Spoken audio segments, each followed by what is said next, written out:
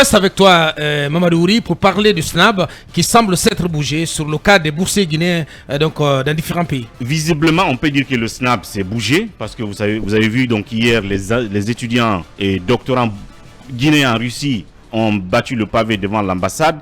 Il y a donc ce communiqué qui est sorti, je vais rapidement le lire, qui disait que la Direction générale du service national des bourses extérieures informe l'ensemble des étudiants boursiers d'État que le virement des arriérés du dernier trimestre 2022 et des 4 derniers mois, septembre, octobre, novembre et décembre 2022, a été effectué avec succès dans les ambassades respectives. Reste à confirmer maintenant par ces ambassades qu'elles ont réellement reçu cet argent.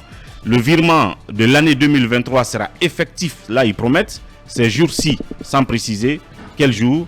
Et puis, contrairement, ils précisent à la mauvaise information qui circule, nous rappelons que le décret de révalorisation des bourses a bien été pris en compte à compter de septembre 2022. Très bien. Donc, ils ajoutent que les nouveaux étudiants de l'année académique 2022-2023 seront pris en compte dans le virement en cours. Et de l'autre côté, puisque je suis permanemment en contact avec les étudiants doctorants en Russie, ils ont vu ce communiqué, mais ils disent que cela ne résout pas forcément leurs problèmes. Peut-être que l'occasion, je n'ai pas les détails, justement l'occasion leur sera donnée, peut-être pas forcément aujourd'hui, pour que directement ils expliquent cela à l'opinion et aux plus hauts responsables. Est-ce que c'est vrai que, donc pour l'instant, est-ce que c'est vrai que la révalorisation est effectivement prise en compte, comme le communiqué le dit? Ils nous le diront, parce qu'ils connaissent la tranche d'augmentation dans le décret donc, de révalorisation. Puis est-ce que toutes ces arriérés ont été prises en compte? Là aussi, les étudiants nous le diront. Ce qui est sûr, il y a la question d'abord principale de savoir, est-ce que l'argent est arrivé dans les ambassades comme le directeur du SNAB le clame, dit, voilà, comme il le dit. Maintenant, c'est les ambassades qui normalement doivent, ou peut-être à travers le ministère des Affaires étrangères, et c'est pour cela que j'ai parlé hier du caractère d'interministérialité de cette crise à Boubacar. Parce que là, on arrive à un niveau où, justement, par le biais du ministère, les ambassades doivent confirmer la réception de ces montants pour taire justement ces incidents. Parce que au-delà des étudiants qui sont en Russie, il y a d'autres étudiants, vous l'avez cité hier, dans d'autres pays qui galèrent, qui aussi veulent entamer les mêmes mouvements devant nos ambassades. Donc, si vous voulez anticiper ces mouvements-là, il faut que ces ambassades, via un communiqué ou le ministère lui-même, disent effectivement, les ambassades ont reçu à date ces montants et les paiements seront programmés.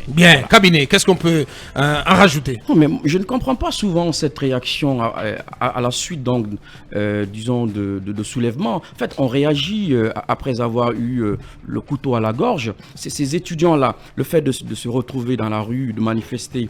ils ne font pas de gaieté de cœur. Je ne comprends pas, encore une fois, pourquoi... Il faut que cette manière de faire cesse.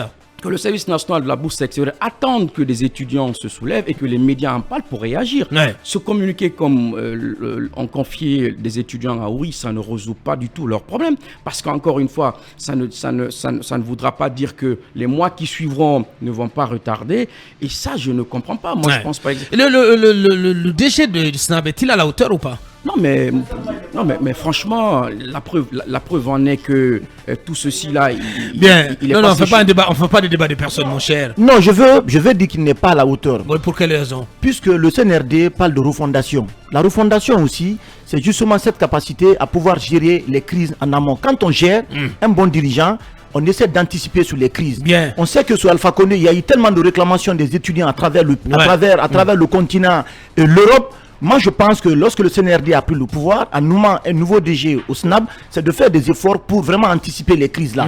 Mais combien de crises ont eu lieu récemment au Maroc, en France, en Russie, un peu partout, des étudiants qui se plaignent leurs conditions de vie et de travail, qui n'arrivent même pas à gagner de quoi manger et qui ont des difficultés. Non, les conditions de travail, ça n'intéresse pas l'État guinéen. Oui, mais Aboubacar, sincèrement, le travail d'étudiant, Aboubacar, c'est une mauvaise image. Ce qu'ils réclament, c'est les bourses, la contrepartie de bourses que l'État verse à chaque étudiant. Mais c'est ce qui n'est pas fait depuis longtemps. Mais pourquoi attendre que nos étudiants réclament ces montants un peu partout, après que vraiment la direction du SNAP décide de se quoi qu'il arrive, il faut quand même se féliciter de ces avancées. Oui, mais il faut éviter... C'est en voie d'être réglé. Et c'est ce qui est notable. Oui, mais il faut éviter de nouvelles crises à l'avenir. J'entends bien ce que vous dites. On n'a pas besoin de manifester pour prendre en compte les préoccupations de nos étudiants dans ces pays d'accueil.